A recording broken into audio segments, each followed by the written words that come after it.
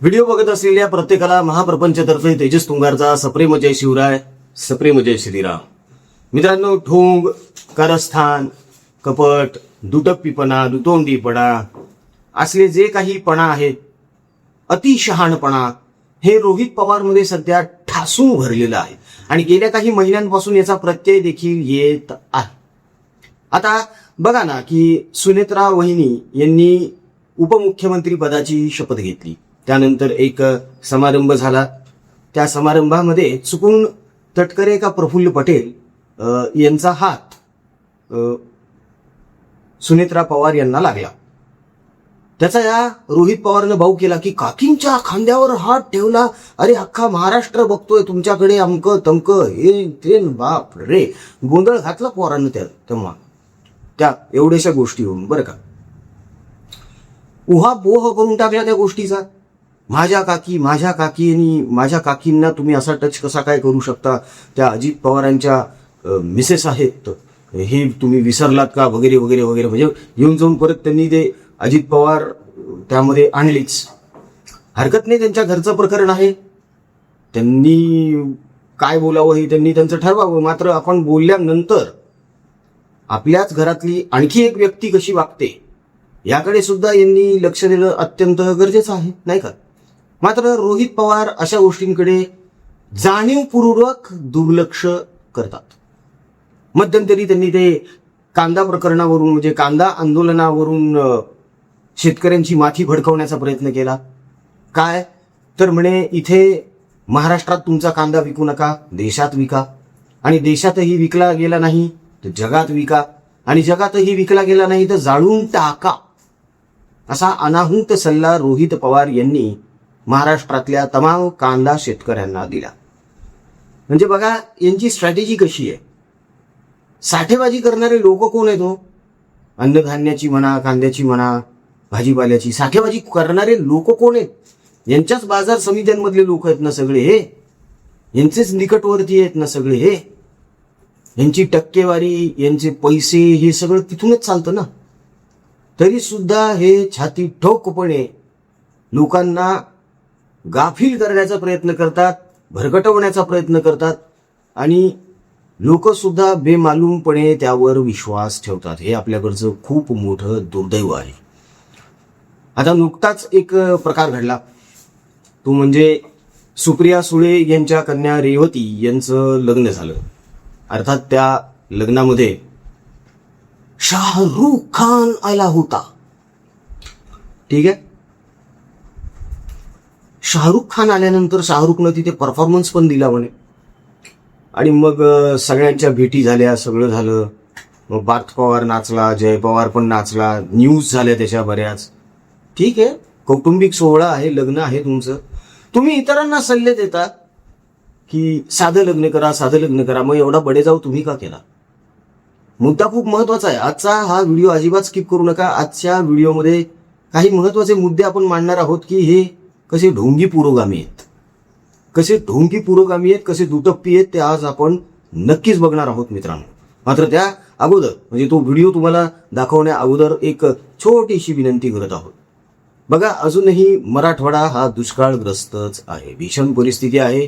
गेल्या 8 दिवसांमध्ये फील्डवर असताना जे काही आम्ही आमच्या याची डोळा बघितले ते भीषण आहे. गावातले सुद्धा विहिरी आटलेल्या आहेत. नाही म्हणायला काल जालन्यामध्ये थोडासा पाऊस झाला, पण तो पुरेसा नाही हो, नाही पुरणार तेवढा. भरपूर पाऊस पडावा लागणार आहे आणखी. शेतकऱ्याचं किती नुकसान झालेलं आहे ना, याची आपण कल्पना सुद्धा करू शकत नाही मित्रांनो.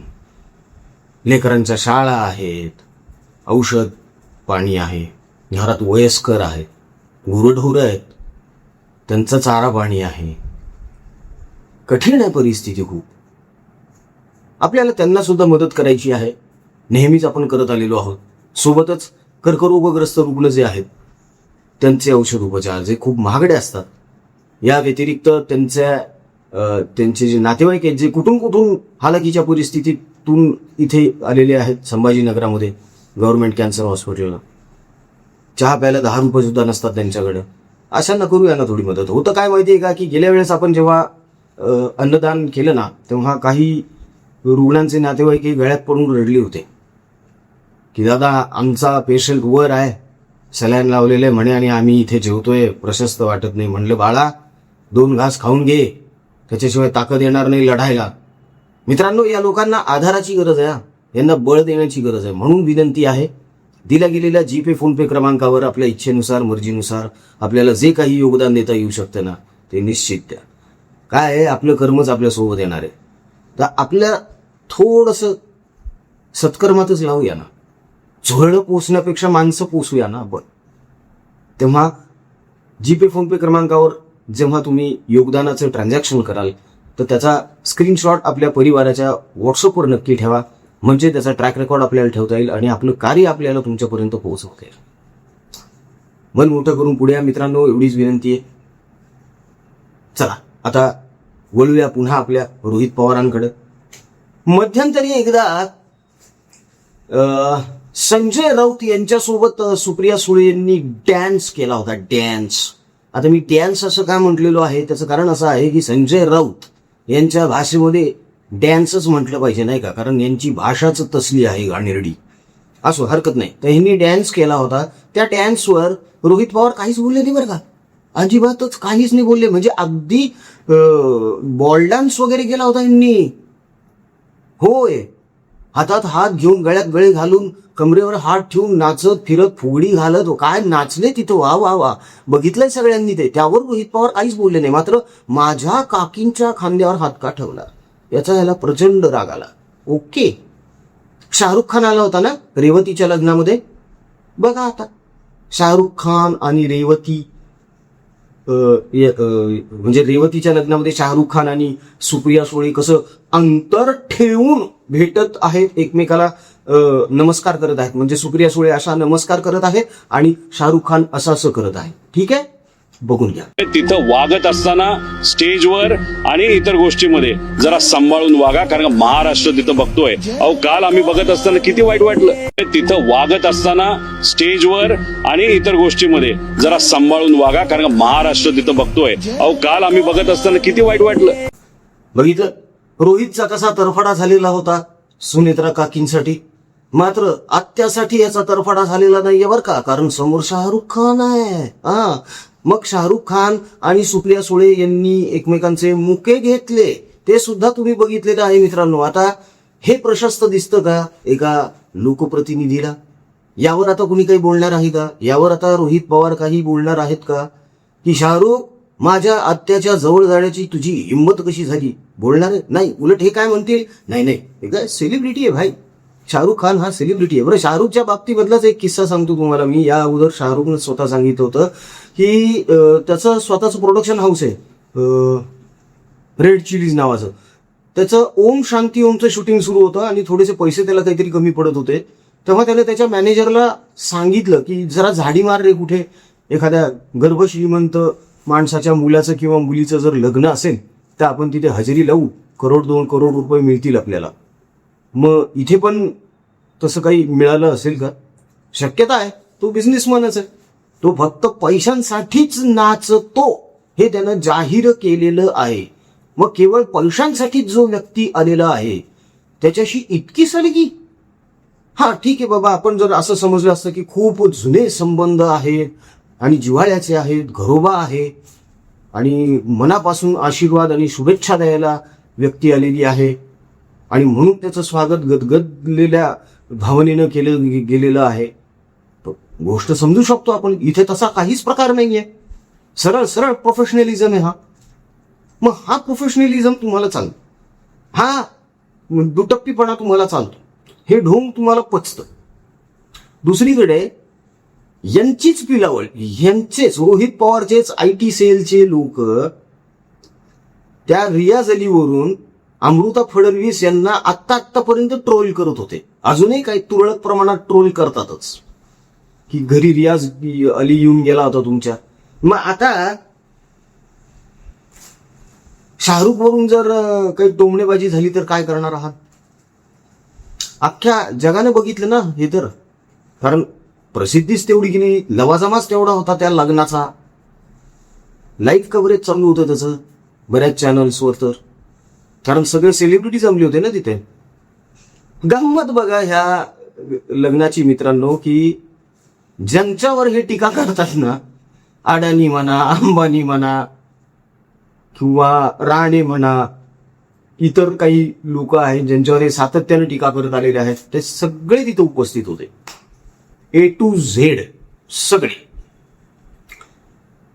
आता मग प्रश्न असा पडतो की हे सगळेजण एकी थाली की चट्टेबट्टे आहेत का, की नाही बाबा जाऊ द्या, लग्न आहे, लग्न सोहळा आहे, शुभमंगल कार्य आहे, आपण उपस्थिती लावूया, अशा भावनेनं काही आलेले आहेत का, का अशा भावनेनंच काही निमंत्रणं दिली गेली आहेत का, की बाबा नको पुढे जाऊन परत नाराजी नको म्हणून निमंत्रण देऊन टाका आणि आलं निमंत्रण म्हणून जाऊया आता, असं काही घडलेलं आहे का?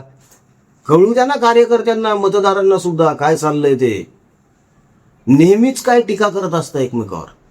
मग हा जो तुमचा हास्यभाव आहे, ही जी मनाची तुमची उदारता आहे, ही भाषणात का दिसत नाही हो, बोलण्यात का दिसत नाही? नेहमीच टीका का? मग कधीतरी चांगल्या गोष्टींचं कौतुक सुद्धा करा ना. रोहित पवार यांनी कधी अटल सेतूचं कौतुक केल्याचं ऐकिवात नाहीये. पुणे मेट्रोचं म्हणा किंवा आता जो कनेक्टिंग लिंक झालेला आहे त्याची स्तुती केली, त्याची तारीफ केली किंवा त्याबद्दल 2 शब्द बोललाय किंवा कोस्टल रोड बद्दल तो 2 शब्द बोलला, याबद्दल तो काही बोलला नाही. महाराष्ट्रामध्ये जी इंडस्ट्रीयल डेव्हलपमेंट सध्या सुरू आहे त्यावर रोहित पवार काही बोलल्याचं काहीच आठवत नाही, काहीच कळत नाही. मग फक्त टीका करत बसायची. बरं, टीका सुद्धा कोणावर? अदानीवर, की अदानीला विकलं. अरे अदानीचा ड्रायव्हरच तू आहे. अदानी जेव्हा तुमच्याकडे आलेले होते तेव्हा अदानीची गाडी तुम्ही चालवत होते रोहितराव. असं काय करताय? जगानं बघितलंय ना अख्ख्या. याच अदानींनी 25 कोटी रुपयांची देणगी दिलेली ना तुमच्या संस्थेला. मग ती देणगी कशी चालली तुम्हाला? तिथंच परत करून टाकायची असती ना ती. ज्या अदानींवर तुम्ही टीका करता, अंबानींवर तुम्ही टीका करता, त्यांना निमंत्रण कशाला दिली तुम्ही लग्नाची? नव्हती द्यायला पाहिजे ना. विरोधक आहेत ना ते तुमचे, किंवा तुमच्या विरोधकांचे मित्र आहेत ना ते. मग कशाला बोलवायचं अशा लोकांना? का सलगी करायची आहे का? आतून काही साटलोटं लावायचं आहे का? अनेक प्रश्न उपस्थित होतात ना ह्या निमित्तानं. सगळ्यात महत्वाचा मुद्दा हा आहे की जे रोहित पवार सुनेत्रा पवार यांच्यावरून भडकले, ते रोहित पवार संजय राऊत आणि सुप्रिया सुळे यांच्या डान्सबद्दल काहीच बोलले नाही. शाहरुख आणि सुप्रिया यांच्या या गळाभेटी आणि त्या प्रकारावर काहीच बोलले नाही. का बोलले नसावे? तिथे बरं यांना सुचलं बोलायला. का? पॉलिटिकल मायलेज पाहिजे म्हणून, मीडियामध्ये तुम्हाला मायलेज पाहिजे म्हणून. अरे शाहरुखला जर तिथल्या तिथेच जर झापलं असतं तर किती मीडिया मायलेज मिळालं असतं. अख्ख्या जगाला कळलं असतं ना की कोणीतरी तर एक आहे असा जो शाहरुखला म्हणतो, हे माझ्या आत्यापासून लांब राहत चाल, असशील तू शाहरुख तिकडचा. म्हणायचं असतं ना. प्रसिद्धीच पाहिजे ना. जगभरात प्रसिद्धी झाली असती ना. पण नाही, तिथे नाही. कारण तिथे पैशांचा विषय येतो. आणि जिथे पैसा तिथे पवार, किंवा पवार हे पैशांकडे खेचले जातात. हेच बघण्यात आलेले आहे. साखर कारखान्यांची काय अवस्था झालेली आहे, संस्थांची काय अवस्था झालेली आहे, कशा गिळंकृत केलेले, कसे ढापलेत, सगळ्या जगाला माहिती आहे ना सगळं. कन्नड सहकारी साखर कारखाना कसा खेळखेळा केलेला आहे. आजारी करायचे साखर कारखाने आणि विकत घेऊन टाकायचे कवडी मोल भावामध्ये. जयंत पाटलांनी सुद्धा तोच कित्ता गिरवलेला आहे तिकडे. पडळकरांनी तर सगळंच काढलेलं आहे बाहेर. तेव्हा या लोकांचा हा दुटप्पीपणा जनतेसमोर उघडपणे येणं अत्यंत गरजेचं आहे मित्रांनो. नाहीतर हे असे लोकप्रतिनिधी सातत्यानं निवडून येतील, लोकांची माथी भडकवतील, तरुणांची माथी भडकवतील, कांदा जाळा, दूध फेका, टमाटे फेका असले वाहियात सल्ले देतील, पुन्हा पुन्हा निवडून येतील, साखर कारखाने, शिक्षण संस्था, पतसंस्था, जिल्हा बँका ताब्यात घेतील, गडगंज संपत्ती कमवतील आणि वरतून म्हणतील की आम्ही लोकसेवा करत आहोत. म्हणून काय जनसेवा केली यांनी, काय लोकसेवा केली, कोण जाणे बाबा. आजपर्यंत तर कधी निदर्शनास आलेली नाही रोहित पवारांची किंवा सुप्रिया सुळे यांची लोकसेवा, जनसेवा. बघू भविष्यामध्ये जर काही उपरती झाली आणि यांच्याकडून लोकांसाठी जर काही लोकाभिमुख कार्य घडलं तर त्या प्रभू श्रीरामाचे उपकारच झाले असं म्हणावं लागेल. महत्वाचा मुद्दा आता परत एकदा मांडतोय तुम्हाला. बघा यांचं पुरोगामित्व कसं ढोंगी आहे. ज्या अंबानींना तुम्ही नाव ठेवता त्या अंबानींच्याच प्रॉपर्टीमध्ये तुम्ही लग्न सोहळा ठेवला. ठीक आहे. शरद पवारांचे जावई हे CKB, हे नाव कोणाचं घेतात दरवेळेस? फुले शाहू आंबेडकर, फुले शाहू आंबेडकर. ठीक आहे. मग अंबानीच्या प्रॉपर्टीमध्ये तुम्ही लग्न सोहळा करण्याऐवजी इकडे करायला पाहिजे होता ना, भेडेवाड्यामध्ये. फुलेंनी तिथे पहिली शाळा सुरू केली असं आहे ना ऐकिवात, तर मग भेडेवाड्यात करायचं असतं. अशी एखादी प्रॉपर्टी भेटली नाही का तुम्हाला? एकीकडे बनायचं मी मराठ्यांचा नेता, शरद पवार हे मराठ्यांचे नेते आहेत म्हणून, मग ह्यांना मराठा वर सापडला नाही का? वर हुंडा सापडला गुजराती, तोही असा की ज्याचा पिता RSSचा कार्यकर्ता. म्हणजे हे सगळं जुळवून आणायचं स्वतःच्या सोयीप्रमाणे आणि वरतून म्हणायचं आम्ही मराठ्यांचे हे आहोत म्हणून. खरंच करायचं असतं ना एखादा बहुजनाचा जावई, काय प्रॉब्लेम होता? पण नाही केला. शेवटी पैसा, खेळ सगळा तिथे आहे मित्रांनो. हे जे सगळं असतं ना की तुम्ही लग्न साधेपणाने करा, तुम्ही असं करा, जातीतच करा वगैरे करा, हे जे भाषणं करतात ना हे लोक मंचावरून मोठमोठ्या आवाजामध्ये, हे फक्त लोकांपुरतं असतं. यांच्यासाठी कुठलाही नियम कायदा लागू होत नाही. हम करे सो कायदा. त्याचं कारण असं आहे की यांना वाटतं की हे आता राजे झालेले आहे आणि ह्यांनी काहीही केलं तरी लोक सगळं निमूटपणे बघत राहणार किंवा कौतुकच करत राहणार की वा वा वा वा वा काय केलं, वा छान, हा काय मस्त लग्न झालं बॉस, असंच म्हणणार. इकडे शेतकऱ्यांच्या आत्महत्या चालू आहेत दुष्काळामुळे. ह्यांचे बघा लग्न सोहळे कसे झाले टनाटन. आणि हे म्हणतात साधी राहणी, उच्च विचारसरणी, शिवशाहू फुले आंबेडकरांचा महाराष्ट्र. अरे त्याच महाराष्ट्रात मराठवाडा पण येतो ना. किती आत्महत्या झाल्या दुष्काळामध्ये माहिती आहेत का? बघितले का जाऊन ते लेकरं आभाळाकडं तोंड लावून बसलेले? बघितले का त्यांच्या आया चंबून पाणी घेत आहेत विहिरीतून? वाईट परिस्थिती आहे खूप. ह्यांना काय होतं बोलायला? हे येणार नाही आहेत, हे नाही येणार हे कामाला, हे कोणीही येणार नाही, हे फक्त भाषणबाजी करायला येणार आहे. एवढेच जर हे लोकनेते, हे जर एवढेच लोकसेवा करतात तर मग यांनी उतरावं रस्त्यावर, करावं काम जसा आपला परिवार करतोय. पोरं फिरतात उन्हातानाचे. मी स्वतः 8 दिवस आजारी पडलेलो होतो, सनस्ट्रोक झाला होता, काय करणार? पण हे लोक, यांच्याकडून अपेक्षा पण आपण करूच शकत नाही मित्रांनो. जाऊ दे, हरकत काय बोलून पण तरी काय फायदा या लोकांना. फक्त सर्वसामान्य लोकांपर्यंत ही गोष्ट जाणं अत्यंत गरजेचं आहे की बघा हे लोक कसे ढोंगी आहेत, कसे बेगडी आहेत. म्हणजे एकीकडं लोकांना सल्ले द्यायचे की तुम्ही अशी लग्न करा, तशी करा, आणि स्वतः मात्र जावई CKP, नाथ जावई गुजराती लखानी, RSSच्या कार्यकर्त्याचा मुलगा, BJPच्या अत्यंत जवळचा, ज्याला उमेदवारी देखील मिळाली आता. कमाल कमाल कमाल कमाल आहे ही सगळी. अंबानीने नावं ठेवायची आणि त्याच्याच प्रॉपर्टीमध्ये लग्न करायचं. खतरनाक, कडक. सुनेत्रा काकींना हात लावला म्हणून डाफरत वासायचं आणि शाहरुखचं कौतुक करायचं की थँक्यू तुम्ही आलात म्हणून. धन्य आहात. मित्रांनो, हाच सगळा प्रकार जो आहे ना यांचा वागण्याचा, हा तुमच्यासमोर विस्तृतपणे ठेवायचा होता म्हणून हा व्हिडिओ करण्यात आलेला आहे. बाकी हा व्हिडिओ कसा वाटला कमेंटमध्ये आम्हाला निश्चित कळवा. जाता जाता परत एकदा विनंती आहे मित्रांनो, दुष्काळामुळे भीषण परिस्थिती निर्माण झालेली आहे मराठवाड्यावर. खरंच भीषण परिस्थिती. आम्ही फील्डवर होतो, आम्ही बघून आलेलो आहोत.